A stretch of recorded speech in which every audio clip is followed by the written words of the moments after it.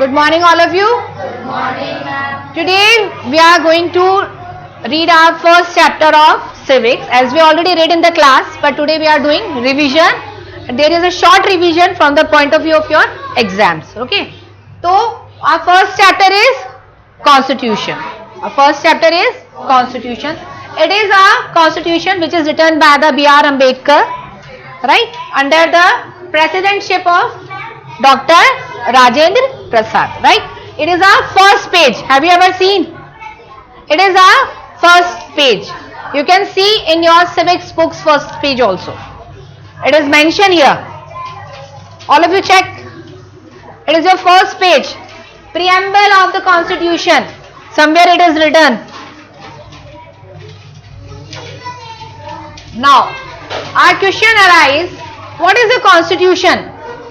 आखिर ये Constitution होता क्या है? What is the Constitution? Anyone can answer?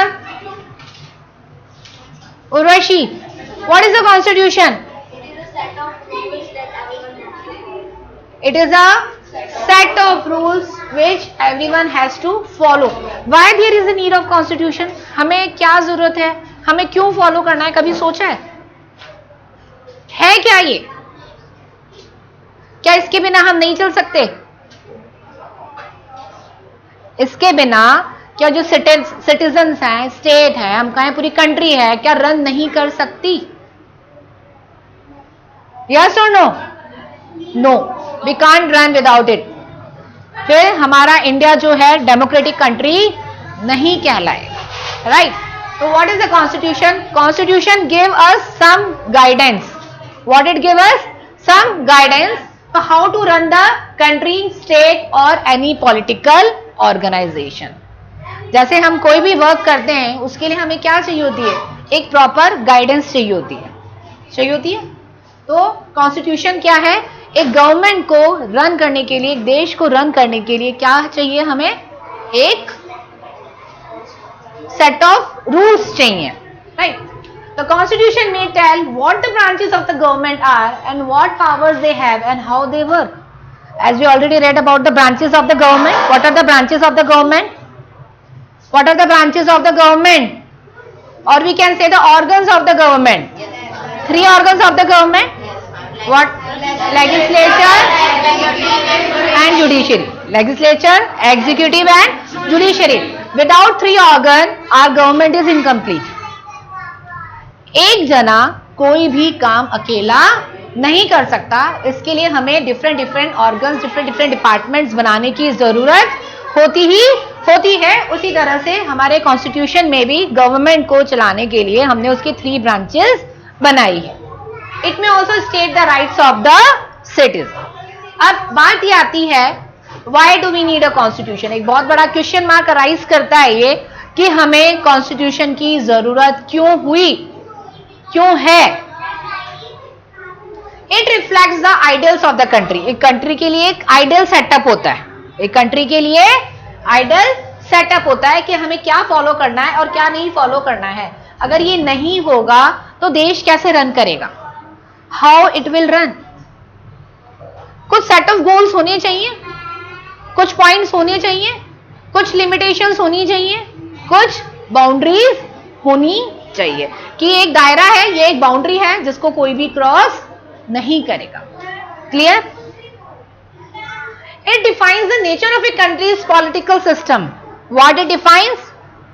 Are nature of country's political system. हमारे यहाँ पे कैसा पॉलिटिकल सिस्टम है ये हमारा कॉन्स्टिट्यूशन डिफाइन करता है. जैसे हमारे यहाँ पे क्या है? डेमोक्रेसी. हमारे यहाँ मोनार्की नहीं है, हमारे यहाँ डिक्टेटरशिप नहीं है, हमारे यहाँ क्या है? Democracy. It provide guidelines. What it provide? It provide guidelines to govern decision making process in society. किसी भी सोसाइटी को किस तरह से हमें रन करना है, किस तरह से हमें गवर्न करना है, उसके लिए हमें क्या चाहिए होती है? कुछ गाइडलाइंस चाहिए होती है. और वो गाइडलाइंस किसने सेटअप करी है? कॉन्स्टिट्यूशन ने. किसने सेटअप करी है? कॉन्स्टिट्यूशन ने. अब कुछ भी वर्क कर लीजिए, किसी भी फील्ड में चले जाइए, किसी भी प्रोफेशन में चले जाइए, अगर हम एग्जाम्पल लेके चले तो सब जगह क्या है? गाइडलाइन है. स्कूल की गाइडलाइंस है, किसी ऑर्गेनाइजेशन की, किसी फर्म की गाइडलाइन है, होती है कि नहीं? तो वही गाइडलाइन हमें फॉलो करनी होती है. It safeguard the citizens. It safeguard मतलब ये हमें क्या प्रोवाइड कराता है? एक सेफ्टी, एक प्रोटेक्शन, एक सिक्योरिटी कि हाँ हमारे यहाँ गाइडलाइंस हैं जिनको हम सभी फॉलो करते हैं और उस गाइडलाइन को फॉलो करते हुए we all feel safe. What we all feel? Safe. तो it safeguard the citizens against the misuse of power by the leaders. हम ये मानते हैं कि हमारा कोई भी लीडर अपनी पावर का मिसयूज नहीं करे. हम ये मान के चलते हैं because we all live in a democratic country and all have to follow the constitution rules. तो हम ये मान के चलते हैं कि हम यहाँ के जो सिटीजन्स हैं हम सेफ हैं, हमारे साथ कुछ भी मिस हैपनिंग नहीं होगी. क्लियर? Any doubt? किसी को कुछ पूछना है यहाँ पे? मैं पूछूं आप लोगों से question?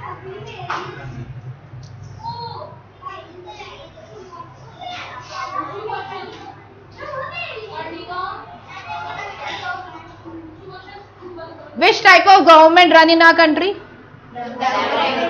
Democratic. What does democratic mean? Democratic means what? The government choose by the citizen. That means we choose our leader through voting. We will continue this. There are some 10 lines of Constitution of India. The Constitution is a framework, document or a book of rule. क्या है हमारा Constitution? हमने देखा नहीं है, हमने सिर्फ पढ़ा है और सुना है, हमने इसको देखा नहीं है. कहा यह जाता है कि इट इज अ फ्रेमवर्क. क्या है ये? एक फ्रेमवर्क है जिसके अंदर डॉक्यूमेंट्स हैं और एक बुक है किसकी? रूल्स की. किसकी? रूल्स की. The Constitution of India became effective on 26th of January 1950. When it became effective? 26th of January 1950. Presently it has 448 articles. How many articles it has? 440. देखिए ये MCQs भी हो गया और ये जनरल क्वेश्चंस के हिसाब से भी आपको लर्न होना चाहिए that how many articles are written in our Constitution. So how many articles are written here? 448. And how many schedules? 12 schedules after 104 amendments. अब तक कितने amendments हो चुके हैं?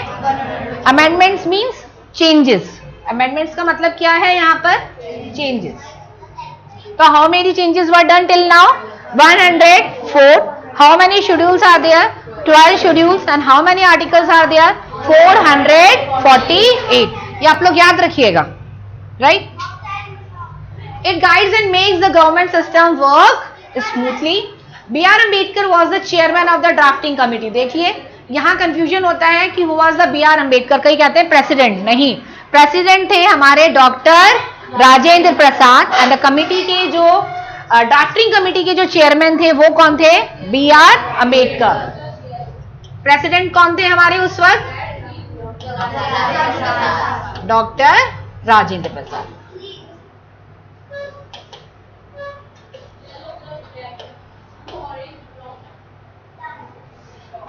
The Indian Constitution influenced the Constitution of other countries. हमारे Constitution से influence होके काफी दूसरी countries ने भी अपना Constitution लिखा.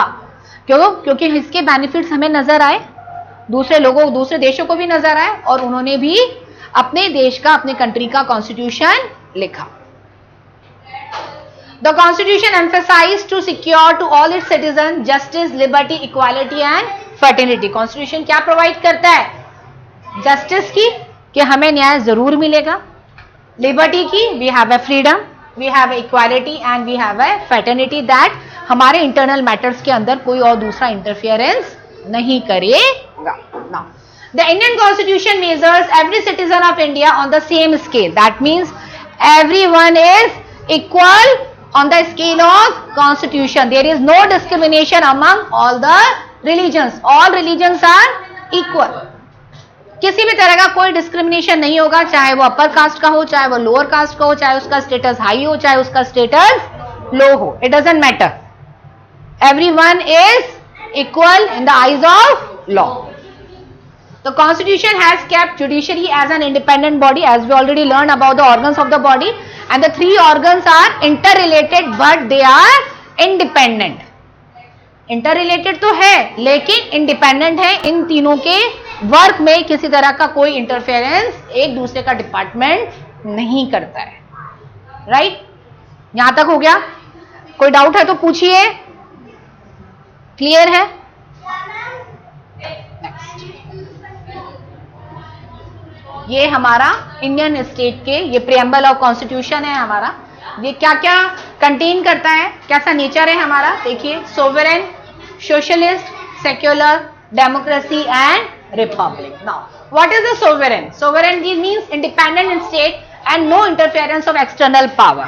हमारे इंडिया के डिसीजन मेकिंग में दूसरा कंट्री इंटरफेरेंस नहीं करेगा।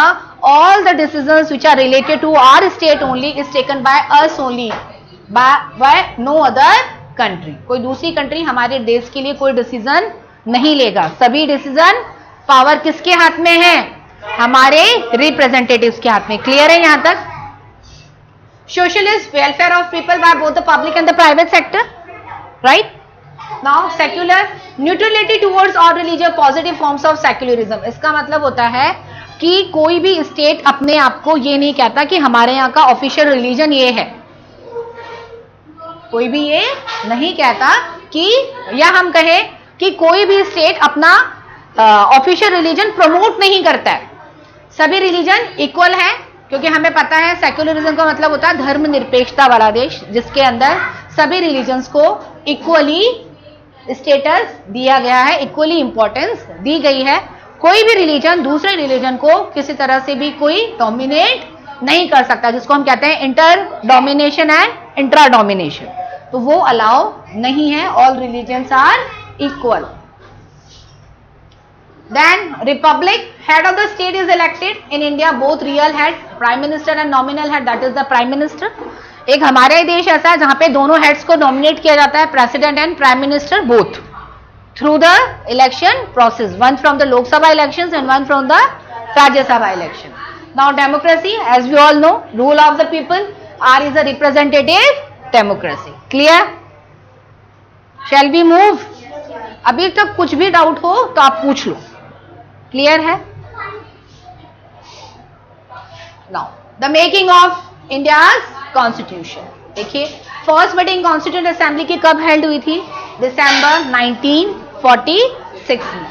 Then doctor Rajendra Prasad was elected as a president on 11th of December.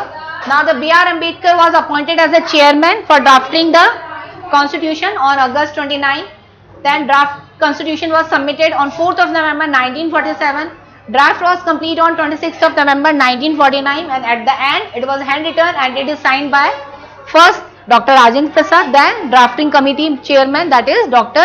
B.R. Ambedkar, on 26th of November, and it is applied and it being effective on 26th of January 1950. Clear?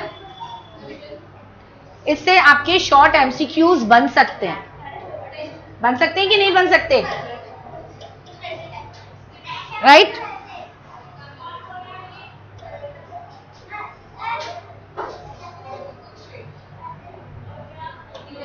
No. Preamble and documentary state of the constitution of India. ये हमने पढ़ा अभी. ये इस तरह से हमारे constitution में लिखा हुआ है. ये इसी फॉर्मेट में है. देखिए, सोवरेन मैंने अभी आपको मतलब बताया, socialist, secular, democratic and Republic. अभी हमने ये पढ़ाई है ना.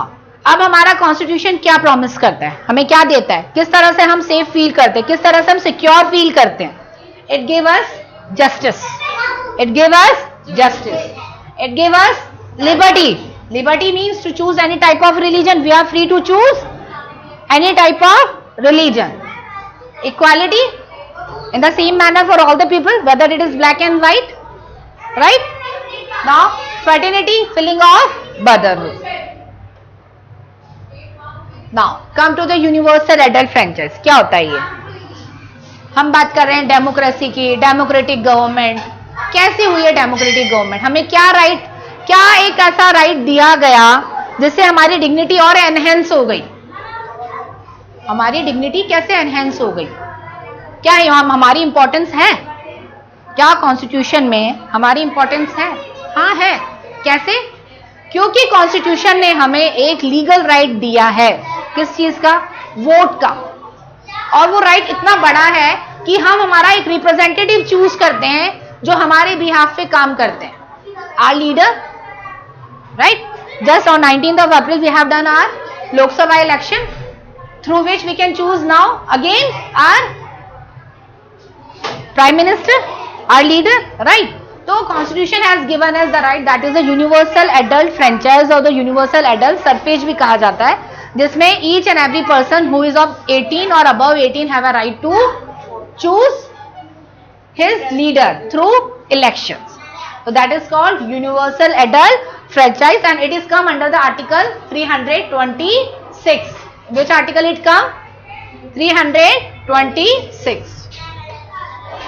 Now we have just read about are the three organs of the body, three organs of the government. क्या पढ़ रहे थे हम?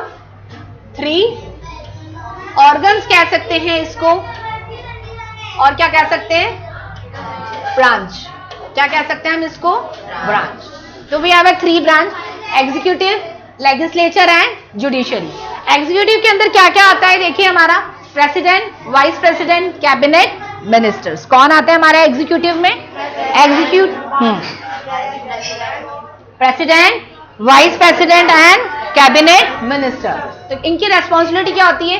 To pass the law made by the legislature. ये क्या करेंगे? लेजिस्लेचर जो लॉज को बनाएगा, जो बिल को बनाएगा, उनको पास करने की रेस्पॉन्सिबिलिटी इनकी है।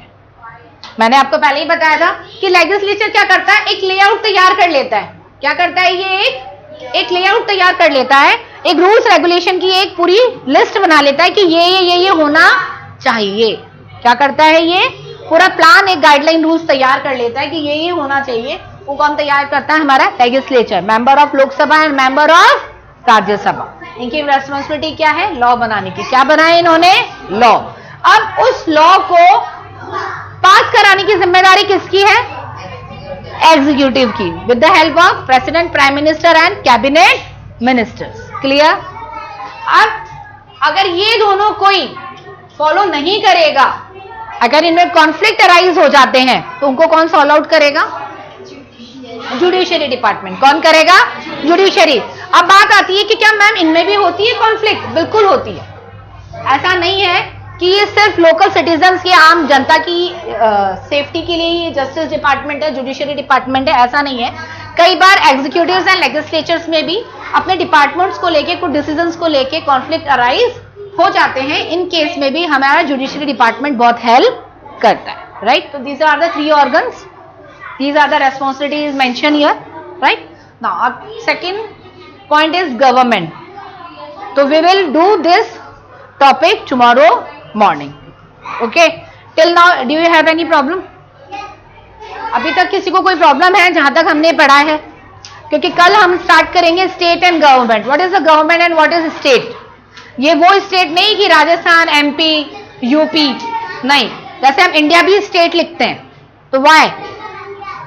Right, there is a little bit differences here, so we will do it tomorrow in the first class. Okay, तो आप इसको पढ़कर आएंगे।